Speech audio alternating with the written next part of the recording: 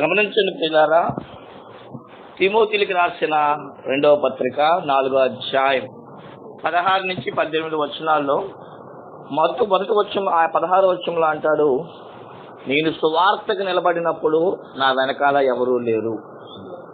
కానీ 17వ వచనంలో ఎవరో ఉన్నారు అని చెప్పడానికి మనకి ఆధారమును చూపిస్తున్నట్లుగా కనబడుతున్నాం.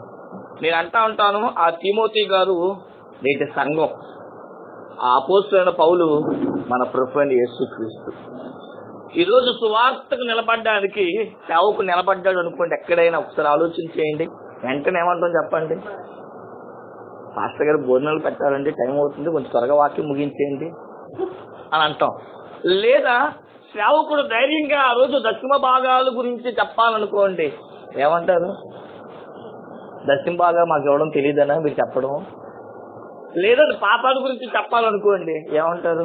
పద్దాక పాస్టర్ గారు, ఏది చెప్పినా పాస్టర్ గారికి ఏంటి చెప్పండి, ఇబ్బందే.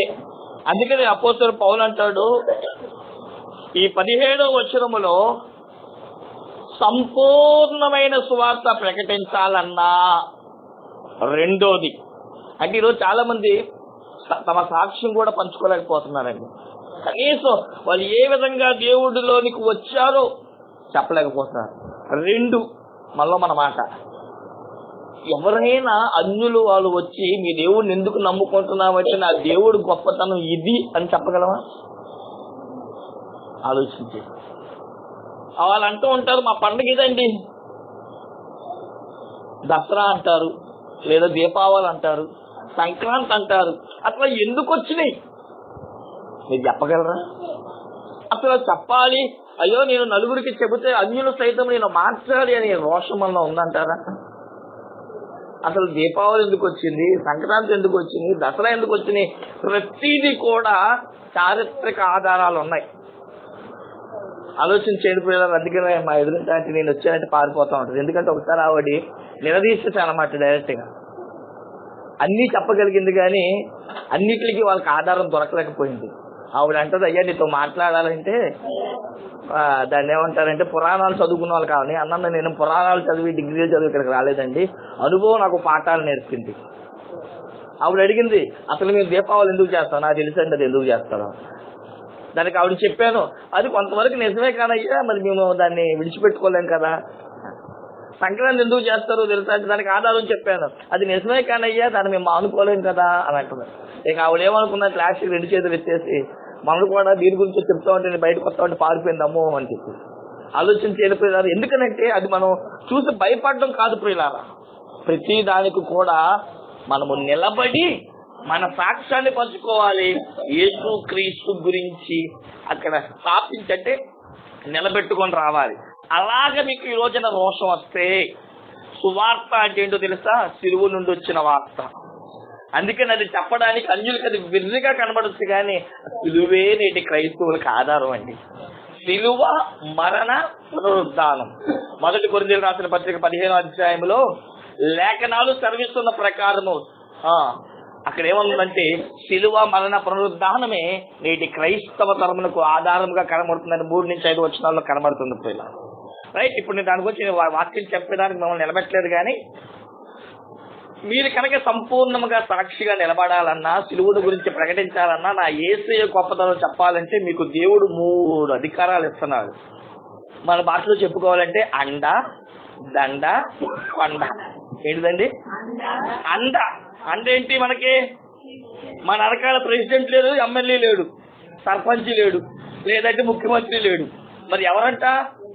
దేవుడే నీకు అండ. అదే అన్నాడా? చూడండి, ఏమన్నా చూడండి ఒకసారి.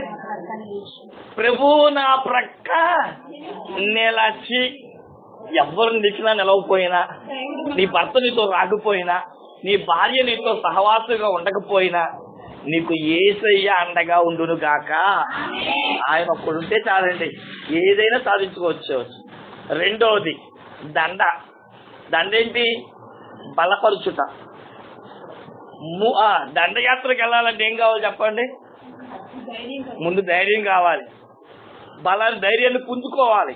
అందుకని ఆయన ఏమన్నాడు, రెండో చూడండి, ప్రభువు నీకు అండగా ఉండి బలపరిచి. ఏం కావాలి ముందు? సువార్త చెప్పేటప్పుడు నేను చెప్పలేనేమో, నేను వాళ్ళ దగ్గర నిలబడలేనేమో అన్న మాట నీకు రాకూడదు. చూడండి, దండయాత్రలు చేసినప్పుడు మనిషికి, సైనికుడికి ఆయుధం ఎంత అవసరమో, ఆయుధాన్ని వాడడానికి బలం ఎంత అవసరమో, అలాగే నీకు యేసుక్రీస్తు యొక్క వాక్యమే 2 అంచెలు గల ఖడ్గం అండి. ఈ వాక్యము ద్వారా నిన్ను బలపరచబోతున్నాడు. వాక్యమే నీకు ఆహారముగా ఉంది. నువ్వు ఏది చెప్పాలన్నా బయట సొంతంగా చెప్పక్కల, బైబిల్ ప్రతిది కూడా ఆధారమై ఉన్నది. అందుకే నాకు దైవజ్ఞులు అంటూ ఉంటారు, బైబిల్ అంటే గుప్త నిధి లాంటిదంట. ఎవరు తవ్వుకుంటే తవ్వేవాడికి తవ్వినంత. బంగారం కోసం తవ్వితే బంగారం దొరికింది, వెండి కోసం చదివితే వెండి దొరికింది, ఆధారం కోసం దొరికితే ఆధారం దొరికింది. నీకు ఇది ఎలా ఎదుక్కుంటే, నువ్వు ఏ దృష్టితో చదివినా. కొంతమంది అంటారు, అయ్యా నాకు మనశ్శాంతి లేదని, చదువు బైబిల్. బైబిల్ నీకు మనశ్శాంతిని ఇస్తుంది. అయ్యా నాకు దేవుడు మాట్లాడాలి, చదువు బైబిల్. దేవుడు నీతో, ఆయనే మనకి అండ. రెండోది దండ. మూడోది ఏం చెప్పండి? కొండ. దానికి ఏమన్నాడు చెప్పండి అక్కడ?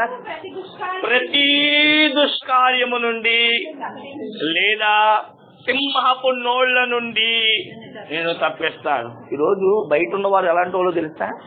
గర్జించు సింహం వల్ల. 1 పేతురు 5:8. ఎవరిని పట్టుకుందామా, ఎవరిని నాశనము చేద్దామా, ఎవరిని మార్చిపడేద్దామా అని గర్జించు సింహం వలె ప్రతి దుష్కార్యము నుండి, సింహపు నోళ్ళ నుండి తప్పిస్తాను. నిలబడతారా సువార్త ప్రకటించడానికి? రోషం తెచ్చుకుంటారా? సిలువను నిలబెట్టుకుంటారా? సిలువను వదిలేసి వచ్చేస్తారా? కాబట్టి సిలువే మనకి మార్గదర్శి. అనేకులకు సిలువే రక్షణ అయినది.